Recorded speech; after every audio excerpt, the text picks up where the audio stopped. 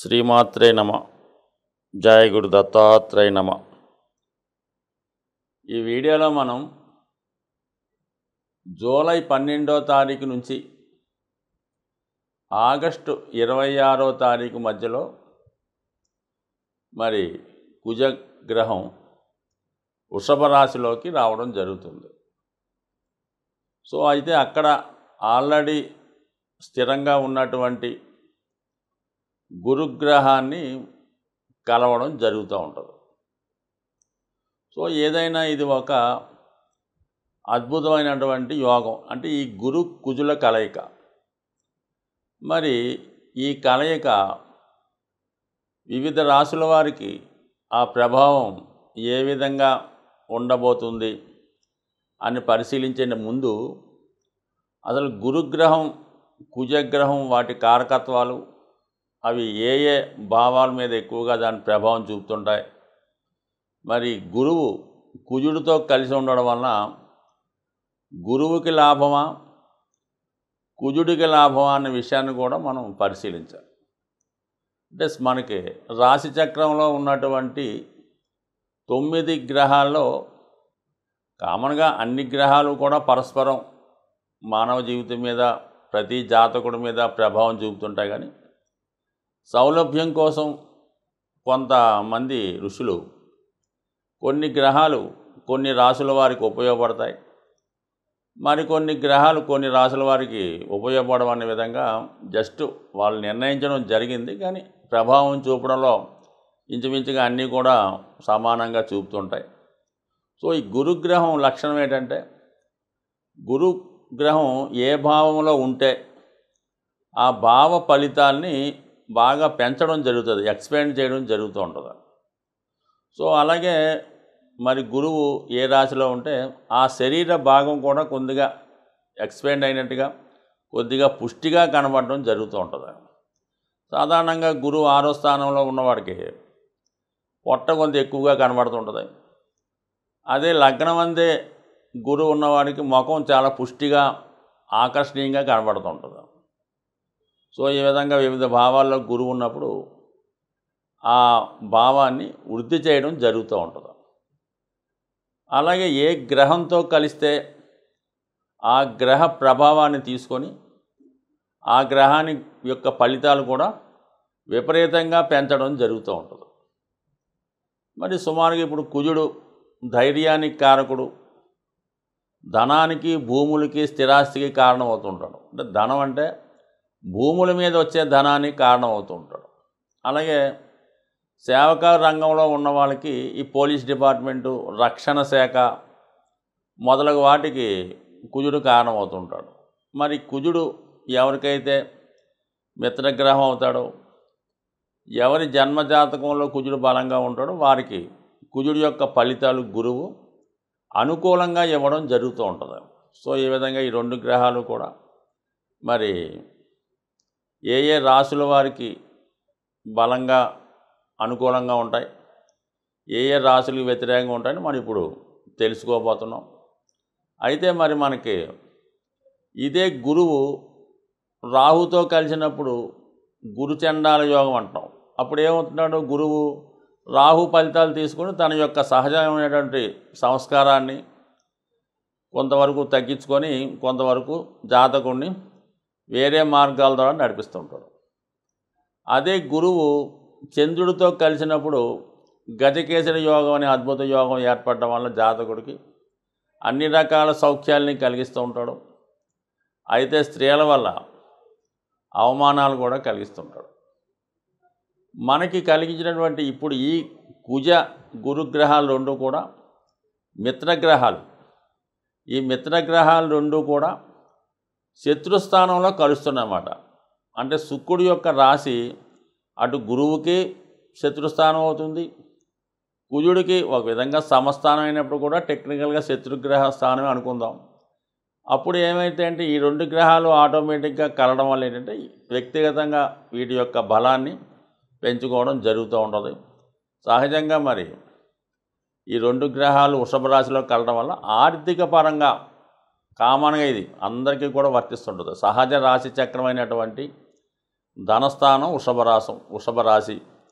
ఆ రాశిలో గురువు అక్కడ ఉండడం వల్ల, అక్కడ కుజుడు రావడం వల్ల ఏమైందంటే కుజుడు కారకత్వాల ద్వారా జాతకుడు ధనాన్ని సంపాదించే ప్రయత్నం చేస్తాడు. దీనికి ముందుగా రియల్ ఎస్టేట్ రంగం పుంజుకునే అవకాశం ఉంది.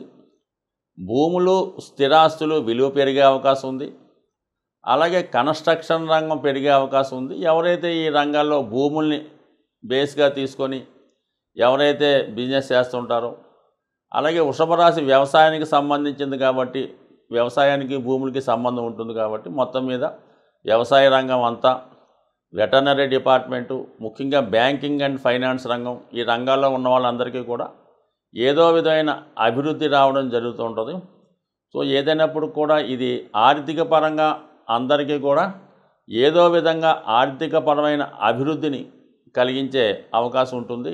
మకర రాశి వారికి పంచమ స్థానంలో ఏర్పడబోతున్నటువంటి ఈ గురు కుజుల కలయిక ఒక 45 రోజులు ఒక గొప్ప విజయ అవకాశాలు రావడం జరుగుతుంది.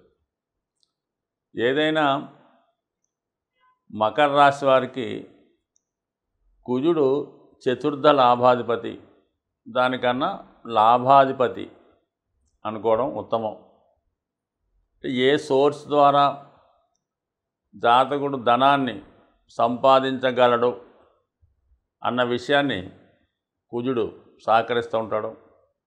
ముఖ్యంగా మకర రాశి వారి కుజుడు భూములు స్థిరాస్తులు సొంత ప్రాంతంలో అభివృద్ధిని ఇవ్వడం ఎక్కువగా కారణం అవుతూ ఉంటాడు. మరి గురువు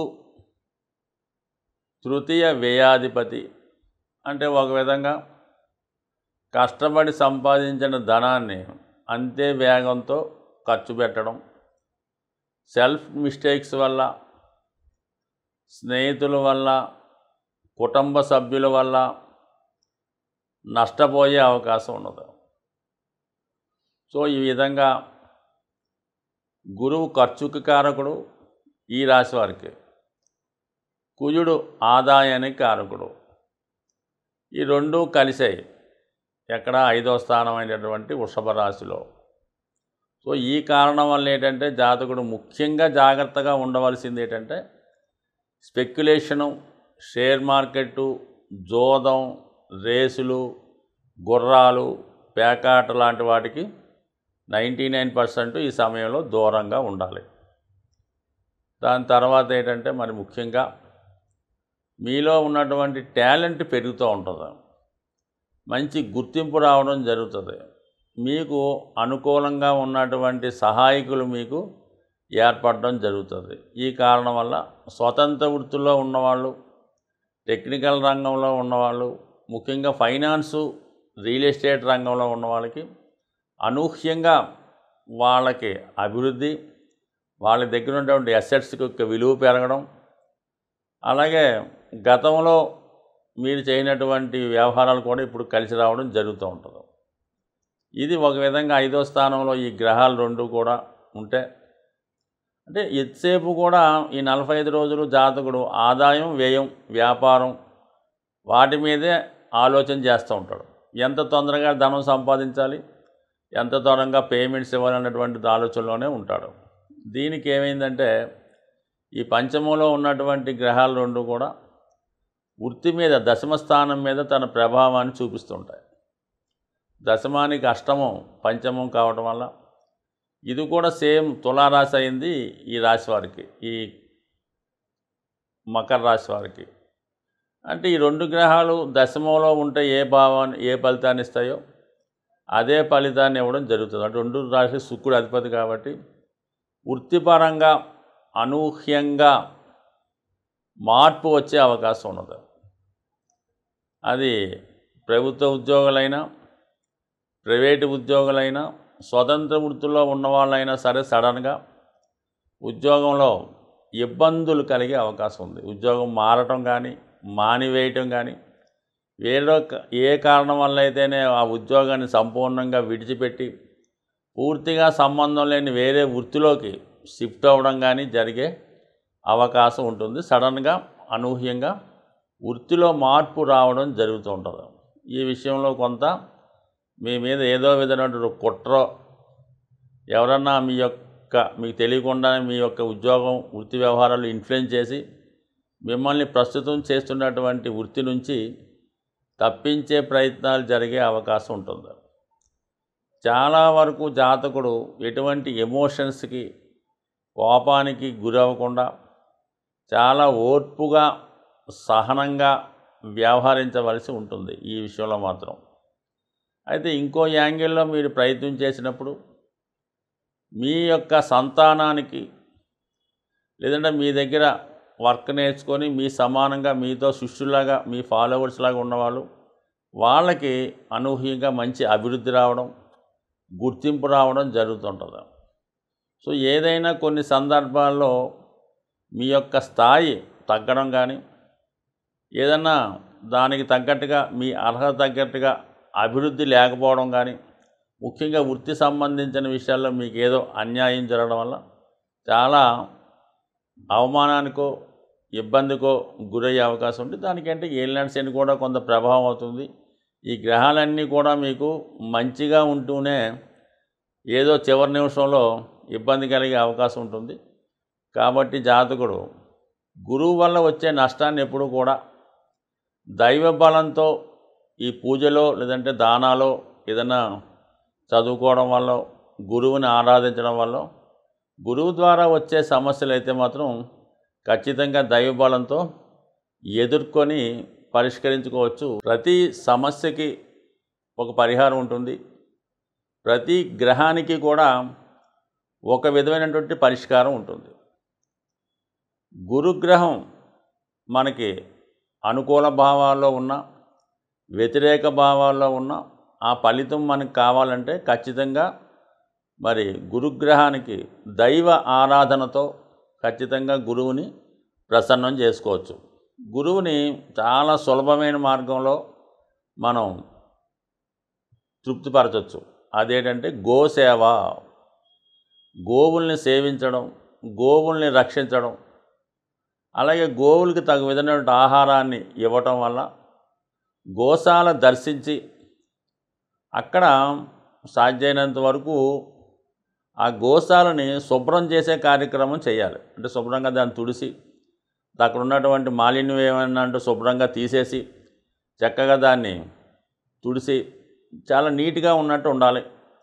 సో అలాగే దాని తర్వాత ఏంటంటే గోవులకి మీరు ఏదైనా ఆహారాన్ని కూడా అంటే అక్కడ ఉన్నటువంటి వాతావరణం అదంతా శుభ్రం చేయడం వల్ల ఖచ్చితంగా మీకు ఎటువంటి దోషం అన్నా పరిహారం అవుతుంది. అక్కడికి ఏలినాటి శనిలో, జన్మశనిలో, అష్టమ శని లాంటిది ఉన్నా కూడా మీకు అటువంటి అవకాశం వస్తే గోశాలని పరిశుభ్రం చేసే కార్యక్రమం చేయండి. శుభ్రంగా దాన్ని తుడిచి దాన్ని శుభ్రం చేయండి, ఖచ్చితంగా మీకు బాగుంటుంది. అలాగే మీకు అవకాశం ఉంటే గోవులకి మంచి గాలి తగిలేలాగా ఒక 4 ఫ్యాన్లు, ఒక 3 ఫ్యాన్లు అక్కడ గోవులు తగిలేలాగా ఏర్పాటు చేయడం. అయితే గోవులకి మరి శనగలు ఆహారంగా ఇవ్వడం వల్ల, అంటే ఆ గోవుకి ఏంటంటే గోవు దేవతా స్వరూపం కాబట్టి మరి భక్తుడు మనకి ఎందుకు సేవ చేస్తున్నాడు అని వాడికి ఏం తెలుస్తుంది? ఈ రూపంలో మాట మరి శనగలు ఇవ్వటం వల్ల ఓహో వీడు విద్య కోసం, గురుగ్రహ అనుగ్రహం కోసం వచ్చాడు. కందులు పెడతారు మంగళవారం రోజు నానబెట్టి, ఓహో వీడు పెళ్లి కోసం, కుజగ్రహం అనుగ్రహం కోసం వచ్చిన గోవుకి తెలిసి అది మనకి ఇచ్చే ప్రయత్నం చేస్తుంటుంది. అంటే గోవు డైరెక్ట్గా ఇచ్చేస్తుంది. మీకు ఏ దేవతని మీరు అక్కర్లేదు. గోవు మీకు డైరెక్ట్గా ఇచ్చే అన్ని సకల సౌకర్యాలు గోవు ద్వారా పొందే అవకాశం ఉంటుంది. మీకు పురాణాల్లో కూడా తెలుసు. అందువలన ఏంటంటే గోవుని కోరితే ఖచ్చితంగా ఇస్తుందన్నమాట. సో అలాగే మరి కుజుడు కూడా కలిసి ఉన్నాడు కాబట్టి మంగళవారం రోజు లేదా మంగళవారం రోజే మీరు గోశాలకు వెళ్ళి గోవుకి నానబెట్టినటువంటి కందులు లేదా దాంతో బెల్లం ముక్క కలిపి, లేదంటే చెరుకు, అంటే చెరుకు పిప్పి కానీ చెరుకు దవ్వ ఏది ఉంటుందో అది ఇవ్వచ్చు. ఇంకా అద్భుతమైన రెమెడీ, మీరు చాలా ఇబ్బందుల్లో ఉన్నారు, అప్పులు కురిగిపోయారు, ఇంకా మీరేం చేయలేరు అనుకున్నాం, అప్పుడు ఆ గోశాలకు వెళ్ళి మీరు ఎంత బరువు ఉన్నారో అక్కడ చూపించుకోండి. మీరు ఒక 60 కేజీలు ఉన్నారనుకోండి, 60 కేజీలకి బెల్లం ఎంత ఖరీదు అవుతుంది? కేజీ 100 రూపాయలు, 6000 అక్కడ డొనేట్ చేయండి. వాళ్ళు దేనికి ఉపయోగిస్తారో మనకు అనవసరం, మీరు అక్కడ డొనేట్ చేయండి. మీకు ఓపిక ఉంటే 60 కేజీల బెల్లం కొని తూకం వేసుకొని అక్కడ ఇవ్వండి. ఖచ్చితంగా మీకు మరణ సమస్యన ఇంకా ఉరిశిక్ష పడిపోయినా దాని నుంచి తగ్గిపోయే అవకాశం ఉంది. ముఖ్యంగా మరి ఈ కుజ గురులు అనుగ్రహించాలంటే గోవుతో పాటు ఆంజనేయ స్వామిని ఆరాధించడం వల్ల, అలాగే హనుమాన్ చాలీసా పారాయణ వల్ల ఖచ్చితంగా మీకు ఈ 2 గ్రహాలు కూడా మీకు అనుకూలమైన ఫలితాలు ఇవ్వడంలో ఖచ్చితంగా సహాయపడతాయి. ఫలితాలు కూడా చాలా శీఘ్రంగా ఇచ్చే అవకాశం ఉంటుంది. స్వస్తి.